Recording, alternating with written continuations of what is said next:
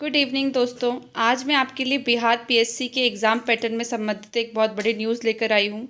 Bihar PSC के exam pattern में काफ़ी बड़ा बदलाव देखने को सामने आ रहा है। देखिए, जो बिहार पीएससी में जो प्रीलिम्स एग्ज़ाम होता था अब उसमें माइनस मार्किंग होगी। उसके लिए आपके सामने 3 नियम लेकर आए गए हैं। पहला ये कि आपको एक गलत प्रश्न के उत्तर देने पर आपका 1/4 अंक जो है वो दंड स्वरूप काटा जाएगा, ठीक है।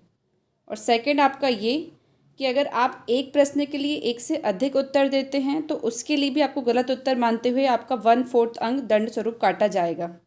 इसके अलावा थर्ड ये कि अगर आप किसी प्रश्न के लिए कोई उत्तर अंकित नहीं करते हैं, आप उसके लिए खाली स्थान छोड़ देते हैं, तो उसके लिए अंक घटाने का दंड देय नहीं होगा, मतलब उसके लिए आपका कोई अंक नहीं काटा जाएगा, ठीक है। उसके अलावा कुछ बदलाव आपके मेंस एग्ज़ाम में देखने के लिए मिल रहे हैं, जैसे कि आपका जो ऑप्शनल पेपर होता था वैकल्पिक विषय, अब वो आपका एमसीक्यू आधारित होगा, ठीक है। पहले आपका रिटर्न होता था, लेकिन अब क्या होगा, आपका वैकल्पिक विषय एमसीक्यू आधारित होगा। और दूसरी बात ये कि जो आपका हिंदी का पेपर होता था, अब आपको उसमें 30% प्राप्तांक प्राप्त करना अनिवार्य हो गया है।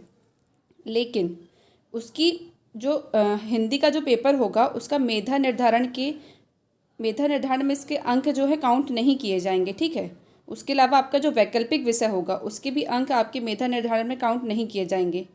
लेकिन जो आपका वैकल्पिक विषय है आप उसमें भी आपको न्यूनतम अंक प्राप्त करना अनिवार्य होगा, जो कि आपका यहाँ नीचे दिया गया है। जैसे कैटेगरी वाइज आपका डिवाइड किया गया है उसको, जैसे आपको जनरल कैटेगरी के लिए 40% है ना, ये देखिए जनरल कैटेगरी के लिए 40%, पिछड़ा वर्ग के लिए 36.5%, अत्यंत पिछड़ा वर्ग के लिए 34%, ST SC महिलाएं तथा दिव्यांग उम्मीदवारों के लिए 32%।